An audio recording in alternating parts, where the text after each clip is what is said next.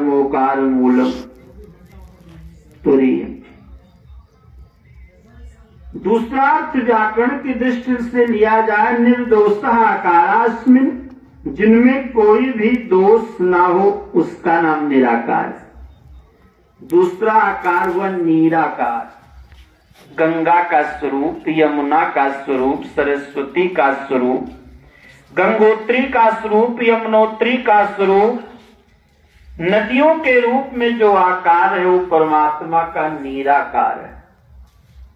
परमात्मा का दूसरा स्वरूप 10 मिनट के अंदर, केवल 10 मिनट का समय भी लेंगे बस।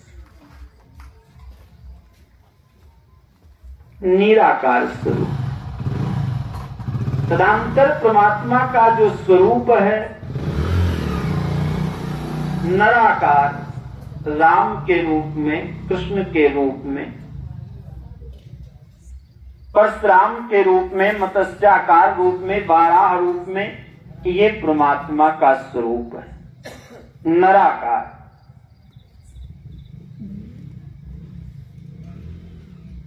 और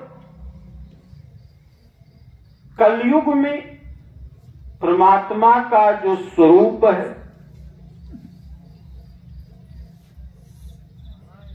अक्षराकार स्वरूप, अकारम वासुदेव स्यात्, एक एक शब्द में,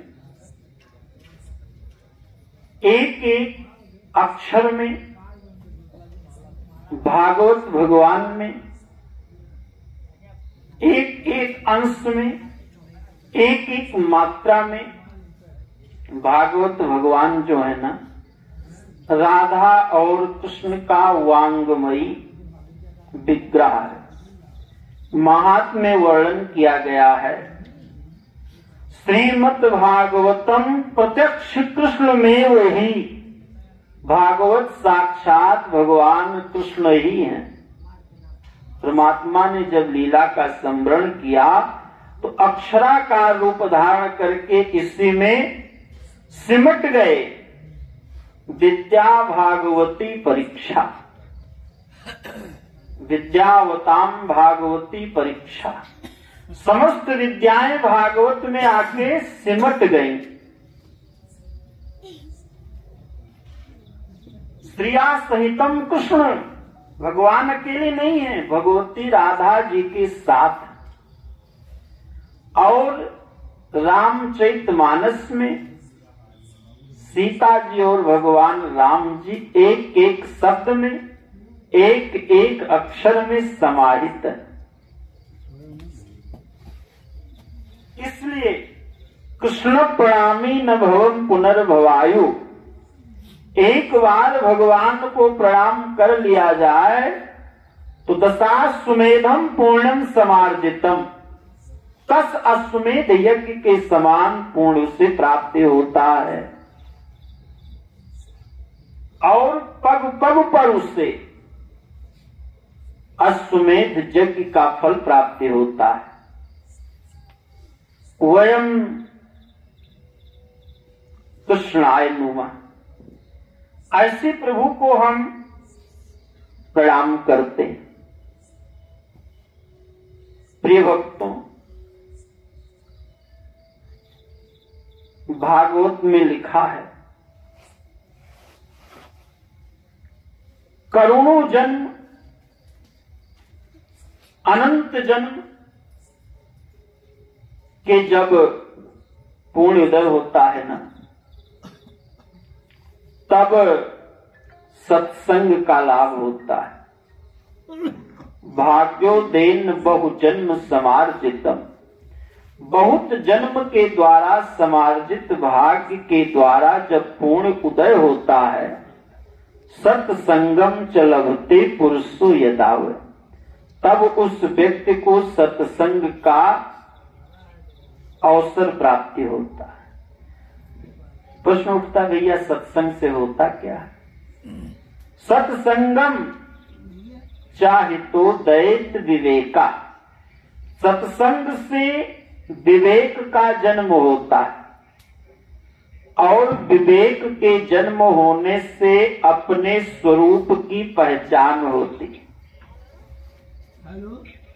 और जब अपने स्वरूप की पहचान होती है तो आपको कर्म करने की शक्ति प्राप्ति होती है। प्रश्न उठता भाई संसार तो कर्म करता है, कर्म के साथ साथ सत्संग से जो कर्म की निष्ठा उत्पन्न होती है उसका नाम है सत्कर्म। और तब न्याय करने की शक्ति प्राप्ति होती है। सत्संगम चलवते पुरुषो यदावत तदा भागवतम लभे, तब भागवत का लाभ प्राप्ति होता है। और विवेक से स्वरूप की पहचान होती है। स्वरूप की पहचान होने से आदि गुरु शंकराचार्य जी ने लिखा कि समस्त शास्त्रों का जो सार है वो गीता है। गीता का जो सार है वो भागवत शरणागति है। और वो शरणागति की मर्मज्ञता तब सिद्ध होती है हित्वात् कोपम अज्ञान तिमिरांधस्य, अज्ञान रूपी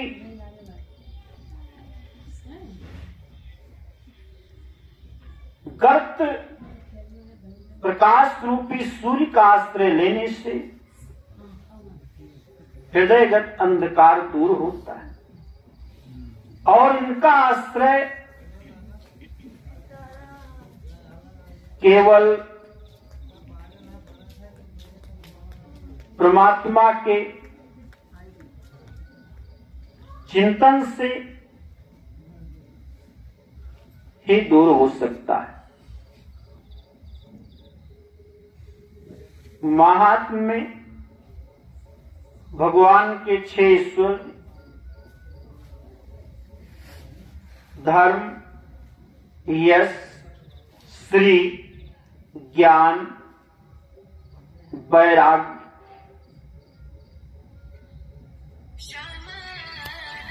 तदेव रम्यम रुचिरम, तदेव रम्यम रुचिरम नवम नवम, तदेव सशस्व मनसु महोत्सव। आदि से लेकर अंत तक जो स्वरूप है मंगल ही मंगल है।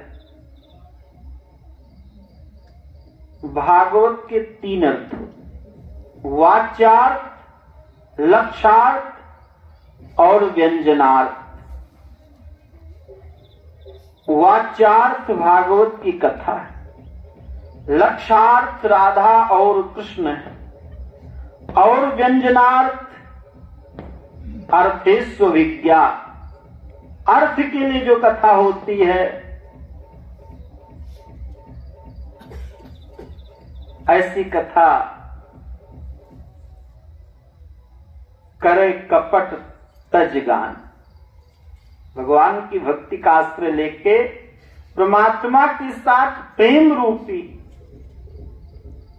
जो कथा को श्रवण करता है, श्लोक पढ़ता है, इस लोक परलोक में वो आनंद ही आनंद करता है।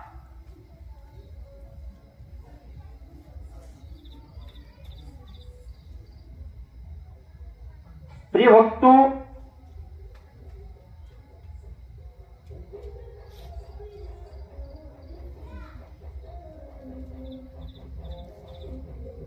पृथ्वी पर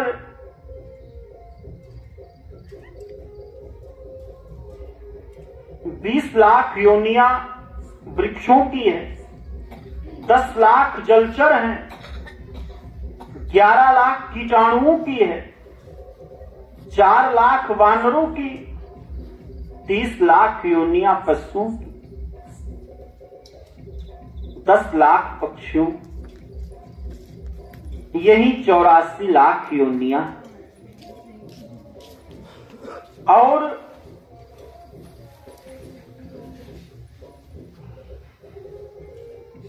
संसार में परमात्मा ने जितनी कृति बनाई, सर्वश्रेष्ठ कृति मानव की है। गोस्वामी तुलसीदास कल पावनावतार साहित्य जगत के दीप